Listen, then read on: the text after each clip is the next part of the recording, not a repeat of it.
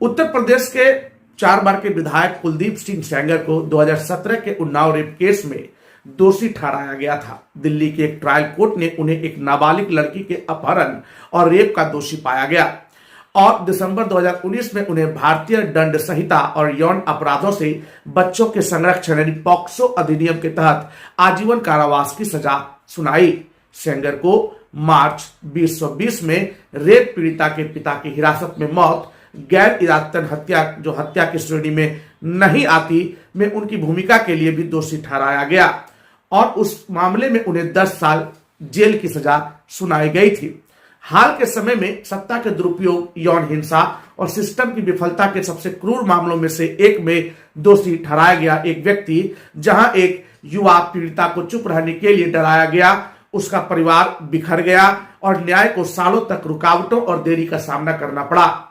एक ऐसी अदालत जो एक नाबालिग के रेप और हत्या के दोषी एक शक्तिशाली व्यक्ति की आजीवन कारावास की सजा को निलंबित कर सकती है। आरोपी शक्तिशाली, राजनीतिक रूप से जुड़ा हुआ या सामाजिक रूप से प्रभावशाली होता है तो सिस्टम को पता चलता है और साधारण परिस्थितियां, संदेह का लाभ, प्रतिष्ठा को नुकसान, मानवीय विचार, लेकिन जब जवाबदेही खुद संस्था को खतरे में डालती है तो लहजा रातों रात बदल जाता है। उचित प्रक्रिया का पालन किया जाना चाहिए। एक बच्चे का रेप करने और पुलिस हिरासत में उसके पिता को मारने का दोषी व्यक्ति इसलिए बाहर निकल जाता है या निकल सकता है क्योंकि अचानक प्रक्रिया अपराध से ज्यादा मायने रखती है तो संदेश चौंकाने वाला रूप ले सकता है। शक्ति सबसे गंभीर अपराधों पर भी मोल भाव कर सकती है और संस्थाएं इसी तरह सड़ती है, जोरदार पतन से नहीं बल्कि चुपचाप दी जाने वाली छूट से, सीधे न्याय से इनकार करके नहीं बल्कि चुनिंदा तरीके से न्याय देकर। न्याय का सच्चा मंदिर ऐसी किसी भी चीज के खिलाफ सख्ती से कार्रवाई करेगा जो जनता के भरोसे को खत्म करती है, खासकर अंदर के भ्रष्टाचार के खिलाफ। दूसरी ओर एक कार्टेल एकजुट हो जाता है, समय को धीमा कर देता है, दिखावा करता है और अपने लोगों की रक्षा करता है।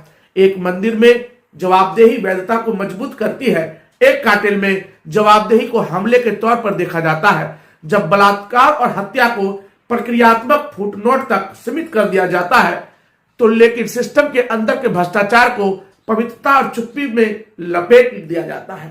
तो जो बचता है वो कानून का शासन नहीं बल्कि विशेषाधिकार का शासन होता है।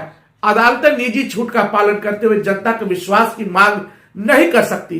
वे बंद दरवाजों के पीछे नैतिकता पर मोलभाव करते हुए नैतिकता का उपदेश नहीं दे सकती। जो न्याय शक्तिशाली लोगों के लिए झुकता है और शक्तिहीन लोगों के लिए कठोर हो जाता है वह बिल्कुल भी न्याय नहीं है। यह कानून के रूप में छिपा हुआ प्रभुत्व है और एक ऐसा सिस्टम जो सम्मान की मांग करता है लेकिन जांच का विरोध करता है वह भरोसे के लायक नहीं। यह चुप्पी की मांग करता है और चुप्पी अन्याय की आखिरी पनाहगाह है।